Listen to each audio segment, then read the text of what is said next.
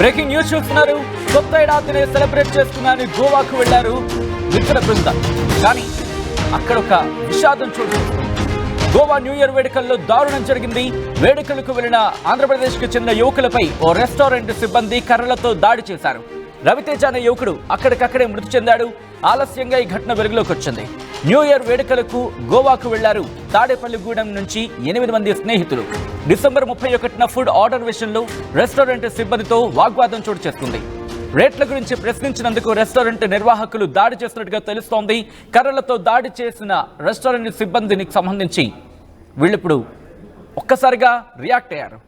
మరి ముఖ్యంగా ఇటు రెస్టారెంట్ సిబ్బందికి ఈ స్నేహితులకి మధ్య వాగ్వాదం కాస్త పతాక స్థాయికి చేరుకుంది. ఒకసారి విజువల్స్ మీరు చూస్తున్నారు. కర్రలతో దాడికి సంబంధించిన విజువల్స్ అవి. ఈ నేపథ్యంలోనే రవితేజను హాస్పిటల్కు తరలిస్తూ ఉండగా మృతి చెందాడు. మృతుడు రవితేజకు సంబంధించిన విజువల్ మీరు చూస్తున్నారు. కొత్త ఏడాదిని సెలబ్రేట్ చేసుకున్నారని గోవాకు వెళ్లారు తాడేపల్లిగూడెనికి చెందిన 8 మంది స్నేహితులు.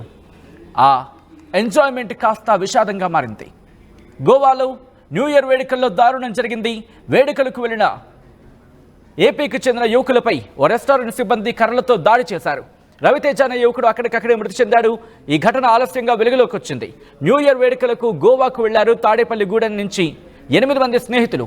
డిసెంబర్ 31న ఫుడ్ ఆర్డర్ విషయంలో రెస్టారెంట్ సిబ్బందితో వాగ్వాదం తలెత్తింది. రేట్ల గురించి ప్రశ్నించారు. దీంతో రెస్టారెంట్ నిర్వాహకులు దాడి చేశారు. కర్రలతో దాడి చేశారు రెస్టారెంట్ సిబ్బంది. విజువల్స్ మీరు చూస్తున్నారు. ఈ నేపథ్యంలోనే వాటామాటా పెరిగింది.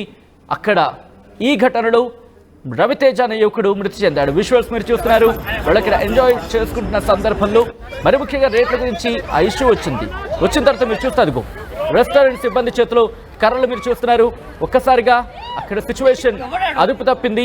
వెంటనే కర్రలతో వాడు దాడి చేసినట్టుగా తెలుస్తుంది. ఒకసారి చూడొచ్చు. ఒక్కసారి ఏం జరిగిందో చూద్దాం.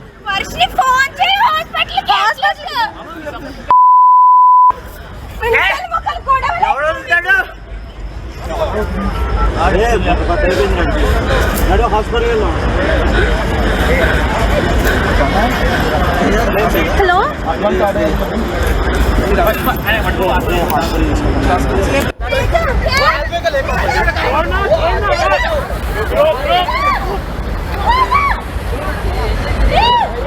ఎవడాడు బుడ్డోడు మీవాడే అంతే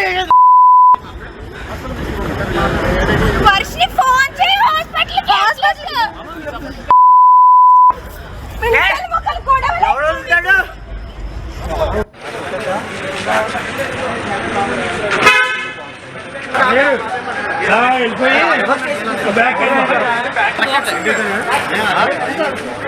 ఒకసారి విజువల్స్ మీరు చూస్తున్నారు. ఆ యువకుడి మృతదేహం ఇటు తాడేపల్లిగూడానికి చేరుకుంది. అంబులెన్స్ లో యువకుడి మృతదేహం చేరుకున్న తర్వాత యువకుడి మృతదేహాన్ని చూసి ఆ కుటుంబం కన్నీరు పెట్టుకుంది. సార్ మీరు చూస్తున్నారు. స్నేహితులంతా కలిసి అతడి మృతదేహాన్ని ఇంటికి తీసుకొస్తున్న విజువల్స్ మీరు చూస్తున్నారు. ఇటు కొత్త ఏడాది ఆ ఇంట్లో సంతోషం నింపాల్సింది విషాదాన్ని నింపింది. గోవాకి వెళ్ళి ఎంజాయ్ చేద్దాం అనుకున్నారు. కానీ వెళ్ళిన తర్వాత అక్కడ పరిస్థితి ఒక్కసారిగా చేయి దాటిపోయింది. అక్కడ రెస్టారెంట్ సిబ్బందితో వాగ్వాదం జరిగింది. ఆ వాగ్వాదం చోటు చేసుకున్న సందర్భంలో రెస్టారెంట్ సిబ్బంది కర్రలతో దాడి చేశారు. విచక్షణారహితంగా కొట్టినట్టుగా బంధువులు చెప్తున్నారు. కొట్టిన నేపథ్యంలోని అక్కడికక్కడే రవితేజ మృతి చెందారనేది వాళ్ళ స్నేహితులు చెబుతున్న మాట. ఒకసారి ఇదే నేపథ్యంలో ఆ స్నేహితులు రియాక్ట్ అయ్యారు. వాళ్ళ బంధువులు కూడా రియాక్ట్ అయ్యారు. ఒకసారి వాళ్ళు ఏమంటారో చూద్దాం. మా తమ్ముడు మా మిత్రుడు మొన్న శనివారం గోవా వెళ్తాం జరిగింది. గోవా వెళ్ళిన తర్వాత ఆదివారం నైట్ ఫుడ్ గురించి అక్కడికి హోటల్కి వెళ్తాం జరిగింది. అడిగిన తర్వాత హోటల్లో ఫుడ్ గురించి అడిగిన తర్వాత బాగా దురుసుగా ప్రవర్తించడం జరిగింది మా తమ్ముడి మీద. బిల్లు విషయం తర్వాత ఫుడ్ అయిపోయిన తర్వాత మా తమ్ముడు బిల్లు గురించి కొద్దిగా డిస్కషన్ వచ్చింది. అక్కడ బిల్లు ఏంటి ఎంత వేసారని అని అడిగితే మేము ఇక్కడ వాళ్ళకు దురుసుగా మాట్లాడటం జరిగింది. అక్కడ మాట్లాడి మా రేట్లు ఇక్కడ ఎలాగ ఉంటాయి అని చెప్పి దురుసుగా మాట్లాడడం జరిగింది. వెళ్ళిన మా 8 మంది మా తమ్ముడితో పాటు 8 మంది వెళ్ళారు. 8 మంది కూడా దాడి చేయడం జరిగింది. అక్కడ గోవా ఉన్న వాటిలో సిబ్బంది కానీ అలా చాలా దారుణంగా మా తమ్ముడిని కొడతాం జరిగింది. మొత్తం అక్కడ 14 మంది చిల్లరే మొత్తం మనుషులు అంత ఉన్నారు. వాళ్ళందరూ కూడా మా తమ్ముడి మీద దాడి చేయడం జరిగింది. తమ్ముడి మీద కాకుండా మొత్తం వెళ్ళిన వాళ్ళందరి మీద కూడా దాడి చేయడం జరిగింది. కానీ ఆ గోవా గవర్నమెంట్ మా తమ్ముడిని అక్కడ ఎలా కొట్టారో వాళ్ళ మీద ప్రతి ఒక్కరి మీద కూడా చర్యలు తీసుకోవాలని చెప్పి బాగా చర్యలు తీసుకోవాలని చెప్పి ఆ గవర్నమెంట్ని కోరుతున్నాం. అలాగే మన ఏపీ కూటమి గవర్నమెంట్ తరఫున కూడా మేము అక్కడ న్యాయం జరగాలి. ఇలాగే మా తాడేపల్లిగూడెం ఎమ్మెల్యే గారు కూడా బొలిశెట్టి శ్రీనివాస్ గారు మేము ఇలా జరిగిందండి, మా తమ్ముడికి ఇలా జరిగిందని చెప్పి వెళ్తే అక్కడ వెంటనే మాట్లాడి అక్కడ గవర్నమెంట్తో మాట్లాడి వెంటనే ఇలాగ మాకు అక్కడ అన్యాయం జరిగింది, మా తమ్ముడిని వెంటనే తీసుకురావాల్సి అక్కడ మిత్రుడిని ఇలా గమ్ముని ఇలా జరిగింది కాబట్టి తీసుకురావాలని చెప్పి అక్కడ ఏర్పాట్లన్నీ గమ్ముని చేశారు ఎమ్మెల్యే గారు. అక్కడ టయానికి మా తమ్ముడిని అంబులెన్స్ కూడా అక్కడ అందుబాటులో లేవండి, అసలు పోలీస్ సిబ్బంది కూడా అక్కడ అందుబాటులో లేరంట. 2 గంటలు మా తమ్ముడు కనుగూపుడుతూనే ఉన్నాడు అక్కడ, కానీ అక్కడ పట్టించుకునే నాదులు అక్కడ ఎవరు లేరు. మేము అక్కడ క్యాబ్ బుక్ చేసుకుని తీసుకెళ్తాం జరిగింది. ఒక 2 గంటల దాకా మా తమ్ముడు కనుగూపుడుతూనే అక్కడ బతికి ఉన్నాడు.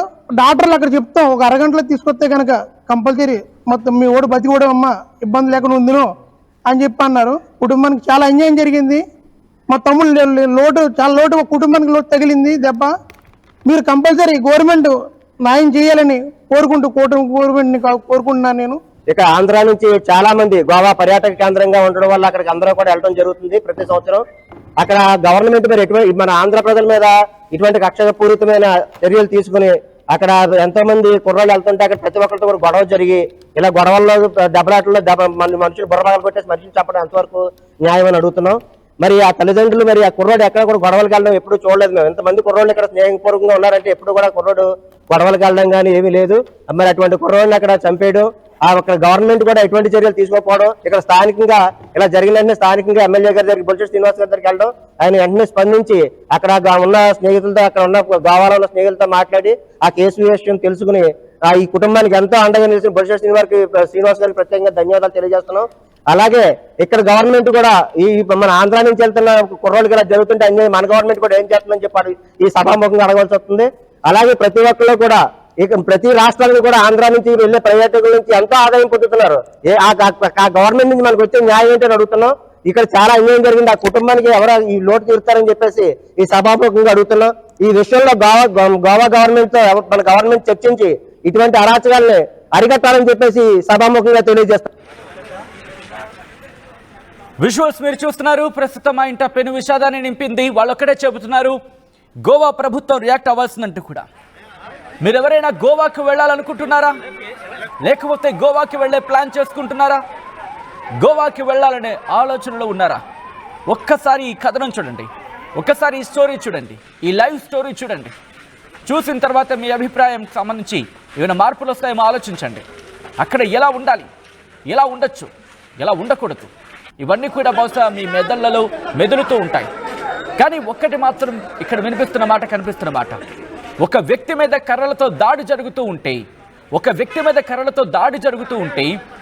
స్పందించకపోవడం ఇది ఎంతవరకు సమంజసం? తెలుగు వాళ్ళు ప్రశ్నిస్తున్నారు.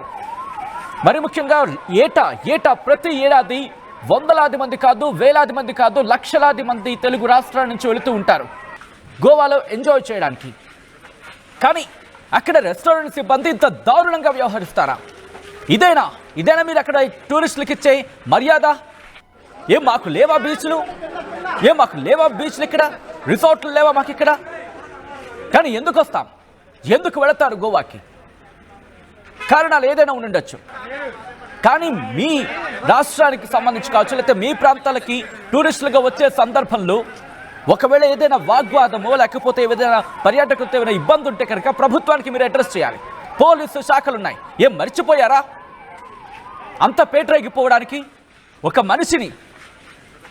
మనిషిని కర్రలతో దాడి చేస్తారా?